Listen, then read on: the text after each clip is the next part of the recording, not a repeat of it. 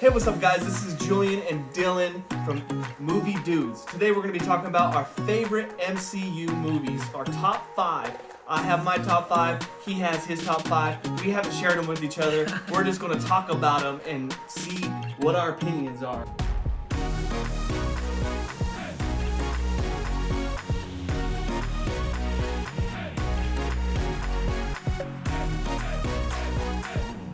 Hey, what's up guys? Make sure today you subscribe to our channel and hit that little bell so you're notified every single time we upload a video. Okay, so how we're gonna do this, we're gonna work from 5 down to 1. I'll say my number 5, Julian will say his number 5, and then we'll discuss. We'll talk about the movie, the plot of it, our favorite parts of it, why we think it's in the top 5. If it's the same, we might agree. Probably not a lot of them are gonna be the same. Just thinking about, you know, our opinions on these movies, it's probably gonna be a lot different. But that's gonna be the structure of the video, how we're gonna move through it. All right, so movie number 5 for me is Civil War. It's a great movie. I love the movie. It just kind of makes me mad. Like, it's just one of those things that it makes me so mad that we can't just work together and do the right thing. I love it. It is completely just enjoyable to watch. It's got a great storyline. But for some reason, I'm sitting here the whole time. It's still my top 5 out of all of the movies, but I'm still sitting here going, why can't we all just get along? Why can't we just do the right thing? Let's just figure it out. Why are you so selfish? Why are you so dumb? Like, maybe that's just the way I think, but I'm constantly thinking, why are we so dumb? Why do we do the stupid things? But that's my number 5. I don't know. What do you think about that? So my number 5 is actually Civil War as well. I think this is looking at our list, this is the only one that we have the same. But Civil War is one of my favorites because in a universe of superheroes, it brings it down to a simple issue. An issue of, should the government control the actions of people who are more powerful just because they're more powerful? Dang. Or should they still have the right to choose for themselves? Ooh. And in a world where the government really can't control these people if they don't let the government control them, right? Mm-hmm. Yeah. So why should the government be able to? And that's the main conflict of this. And we see 2 of our favorite heroes, Iron Man and Captain America, just going at it because of that disagreement and some other plot points in the movie as well. Yeah, this is kind of hitting home right now. Yeah, with everything going on. Anybody else feel like they're being controlled by the government right now? That's definitely me. I hate staying home. All right, number 4. What's your number 4? My number 4 is Iron Man, the first original one. Okay. The foundation of the MCU. Okay. What's yours? Why is it? Well, there would be really no MCU without it, right? Iron Man is the backbone of the Avengers. He's the main hero. He's the one who saves the universe in the end. And this is kind of what changed the structure of superhero movies, right? I mean, it's the basis off what all the rest of the MCU movies are made from. It's that same structure, that same format. You're a little bit more, I guess you're a little bit more technical with your choice, because I just watched Iron Man, the original, 2 days ago, again for the 50th time, and I kind of just looked at it a little bit more with like eyes of looking at everything, right? And I thought to myself, I'm like, gosh, there's a lot of really bad acting in this movie, like a ton of bad acting. Watch it again, trust me. Watch Iron Man. I watched it a couple weeks ago. Just pay attention to the acting though. Like, there's so much in there where I'm like, what acting? I literally I've never acted in my entire life, and I swear to you, I could act better than most of these people in this movie, including Stark. No, there was moments where I'm like, these are bad actors. Great story, but there were some bad actors, especially, okay, so the scene I'm thinking about right now is when they're in the Hummer, and it's right before Tony gets taken into captivity. The actors in the Hummer, like the soldiers, they were so terrible. It was not believable at all. Great, like I said, great storyline, great movie. You're so technical and you're so right, but it's hard for me to look past bad acting. It's just hard. I mean, what other scene besides the scene in the Hummer, though? I can't. That's the one I'm thinking of right now. I'm sure there's plenty more, but I just remember being bothered by it. It was like midnight, too, and I'm like, what the heck is wrong? Like, who casted these people? Like, what is... This is literally one of the best movies out there, and they casted terrible people. Yeah. It's a great movie though. My number 4, honestly, is Black Panther.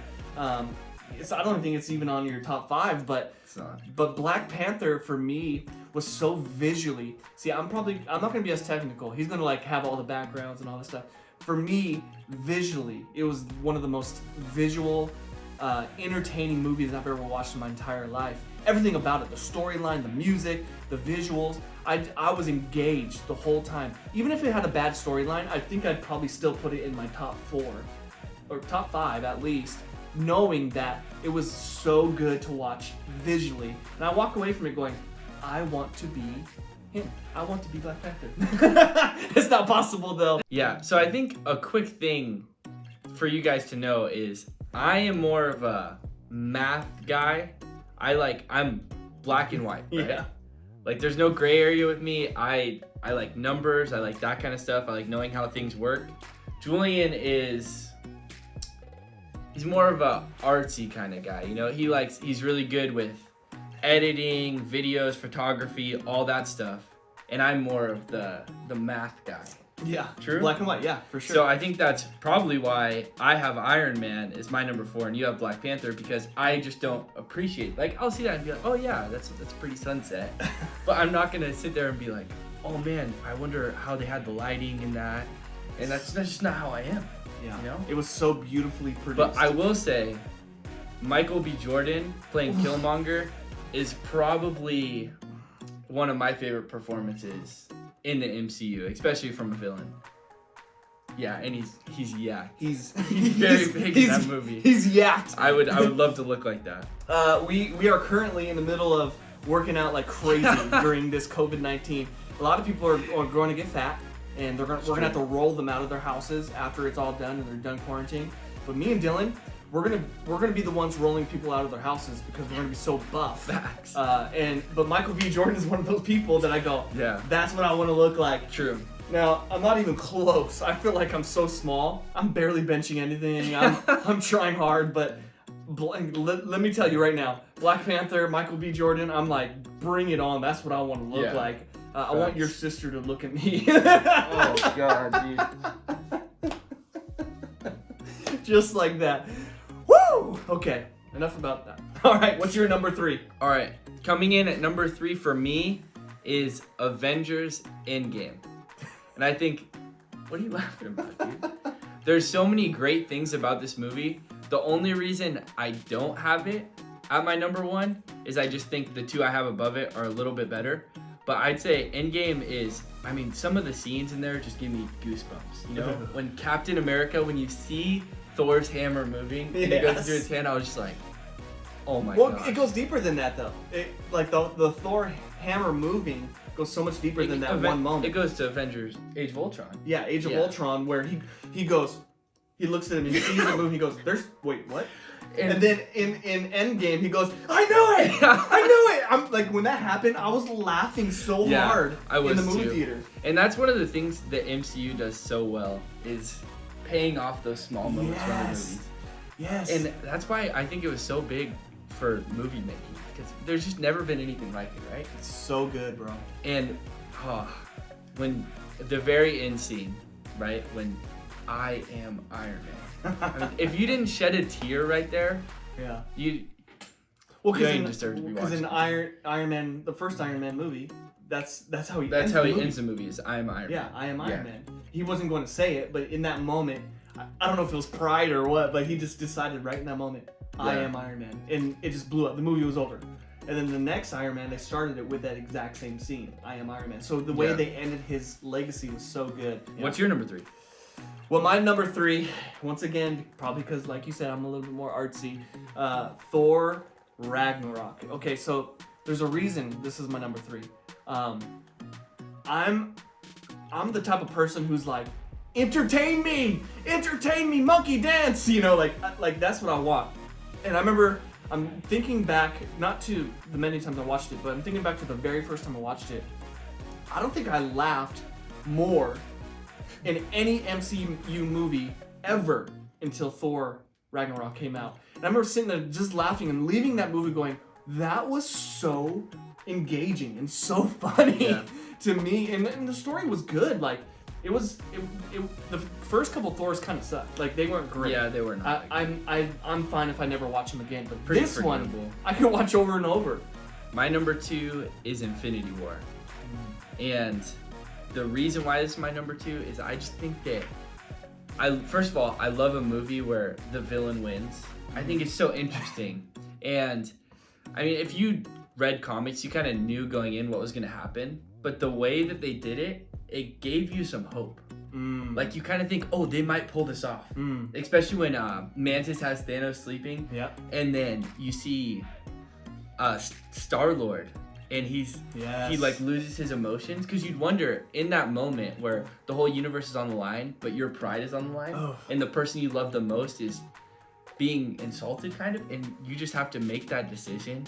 I just thought that was such a good point. And when Thanos is fighting Iron Man, and you realize that they're like the same side as a different side of the same coin, right? Yeah. Like they're so similar, and Thanos says a line, "You're not the only one cursed with knowledge." Ooh. It makes you understand Thanos. Gosh. Like he's a villain, but his intention, like his main goal, I know what he's trying to do is horrible. He's trying to wipe out half the universe. That's horrible. Yeah. But the reason why he's doing it is kind of like, it's a good thing. Like he doesn't want the resources to run out. He wants everyone to be able to live comfortably and live a good life. Yeah. And he's not doing it like he's not choosing. Yeah. It's random. And so it makes you think, That's true. like, okay, I kind of get where this guy's coming from. And it's not just like a big bad villain where you're like, okay, this guy just wants to wipe out the universe. Of course we want our heroes to stop it. I think I've heard more people who love Thanos more than any other villain in any other movie. Like, I remember walking away from that movie and having talks with people, even at work and different things, where they're like, oh, I love Thanos. And I'm like, what is wrong with you? He's a terrible alien or whatever he is. He's terrible. He wants to kill people. He's so cool, too. Like, the way he talks is so cool. He's so powerful, and they set him up for 10 years. So true. Like, you see a little bit of him, you're like, oh, that's Thanos, and then he doesn't show up in the next movie. So true. And you wonder, when is he going to show up? And the Infinity Stones are sprinkled throughout. Gosh, and they just bring it all together in Infinity War, and it's amazing. That honestly should have been my number 2, too. I regret it. I need to change my entire list now because you're so right. Number 2 for me, once again, gosh, you guys are gonna hate me. Guardians, the very first one. Once again, I'm so like, I love. I was born in the 80s. I was born in the 80s. I grew up in the 90s. Obviously early 2000s. But thinking to myself, like all the amazing little touches they have from the 80s, from the 90s that they bring in, just spoke so much to me. Kind of reminded me of like going like Back to the Future a little bit. There was so much in the Back to the Future that was so cool. This reminded me of Back to the Future, just like how he was almost stuck in that time period of his life, even though it's gone past. He's got way more technology. Just the simple fact that he had a tape player with these great 80s tunes, and his character is so freaking good. Like, I don't even know. Like, he's literally probably my favorite character in all of MCU. You love Chris Pratt. I love Chris Pratt. He's so funny. If you don't follow him on Instagram, follow him. And he's from Washington. Yeah, we're from Washington. Yeah, he's from too. Washington. That's pretty sweet. He's he's so fun. Just his whole story. But Guardians to me is fun. It's entertaining. It's serious. It makes you want to cry. You fall in love with all of the characters. Like, who doesn't love a character who has one line? Like, I would never think that was cool, but he has one line. He goes, "I am Groot." like, how do you have one line and you just love him so much that you just don't even know what to do with yourself? So Guardians is probably the Guardians ride at Disneyland or California Adventure, I guess. We're Disneyland. Is one of our favorites. If you can't see this is Mickey, but we're actually supposed to be in Disneyland right now. For my 21st birthday, but cheers to COVID-19. Yeah? No. All right, my number 1 is Captain America: Winter Soldier. And the reason why I have this as my number 1 is because every time I watch it, it makes me think. and it moves me because when you see like the scene I'm thinking of at the very end when Bucky is just punching Captain America over and over in the face, and I'm not gonna fight you. You're my friend. He goes, you're my mission. You're my mission. And just imagine, think of your best friend, the person that you trust the most in the world. Think about if they wanted to kill you, and that was like he's brainwashed. So you see your best friend's face, but their mind isn't there, and they're just hitting you over and over again. And you have to make that decision. Am I gonna fight this person and kill them, or am I gonna try to connect with them and go through what's happening and try to get to them? And watching that, I always think of that. I always think, what would I do? Winter Soldier, that's a good one. And I mean, it's just crazy because it changes the whole infrastructure of the MCU, finding out that S.H.I.E.L.D. is Hydra and Captain America. Right. Yeah, you find out that and you go, holy crap, this is insane. And it makes you wonder how much did Howard Stark know, and it just makes you question everything. Gosh. Really does. Who is S.H.I.E.L.D. and who is Hydra? This is crazy. You just blew my mind just now. In the elevator scene, when Captain America, one of the most BA things when Captain America goes, what does he say? Would anyone like to get out before we begin? Yes. And then he just takes them all along. That is so beats good. the crap out of all. That is so amazing. good. Oh, you're killing me. Like just- you're making me regret my entire list. Like I don't even know why we even talk about different lists. We should have just gone with his list, and I go, yeah, whatever he said. It's great. It's great. What's your number one? My number one is going to be Endgame. And here's the thing. Like, that's almost like, it's almost easy for me to say, oh yeah, Endgame. But for me, it's so many years. I mean, really, 2008 is when Iron Man came out. I remember watching Iron Man for the first time and being like, thinking to myself, this is the greatest direction that movies have ever gone. Like, I've been waiting for superhero movies my entire life. Reading comics growing up, watching cartoons. I mean, just thinking to myself, man, it would be so cool to see this come to life. And then Iron Man came out. And then fast forward to Endgame, seeing it all these movies, the 23 movies come together in one moment. And all these characters, like the end of the movie at Tony Stark's funeral, where all the characters are there. Yeah. Like, just think, even the little boy from Iron Man 3 was there. And most people didn't even notice that. But I see this little boy, I'm like, oh my gosh, that's the boy from Iron Man 3. Yeah. Thinking to myself, this is the way they wrap this up was absolutely amazing. It was phenomenal. And I'm gonna be honest with you. I went to the theater and probably saw it 4 times, maybe 5. Yeah. At least the first 3 times, I cried a couple of times. A couple of times in the movie because it got me by the heart and just ripped my heart out, mashed it up, and then put it back together. And I thought to myself, and then like he had a daughter and his wife and just everything that he did, he sacrificed, he gave himself. And I thought to myself, I would do that for my kids. I would do that for my family too, just to keep everybody safe. And that's what the MCU does. They rip your heart out. Well, they somehow make you connect with these heroes who, honestly, are nothing like us. I mean, Tony Stark is a billionaire who puts on a suit of armor and saves the world. Nothing like somehow we're relating with him. So true. When he's saying, like, this is my life now. When Captain America comes and tries to get him to figure out the time travel, he's like, this is my life. I mean, I don't want to give this up. Yeah, I would love to relate with him, though. It'd be sick if I could on relate a to him. cliff, all the money and the cars and the Iron Man suits. That would be great if I could relate to him. But we do. You're right. We relate to him. We relate to all the characters somehow. Like, I can relate to Captain America in certain ways, probably because I'm so good looking and buff, but that's not true. But I can relate to all the characters in certain ways. That's why I love what's his name, Chris Pratt's character. That's why I love him so much, because he's just like a goober, and I'm a goober. Like, that's just who I am. That's just what I do, and I have fun, and people make fun of me, and I have funny laughs, and it just is what it is. But I relate to him in that way, so that's so true.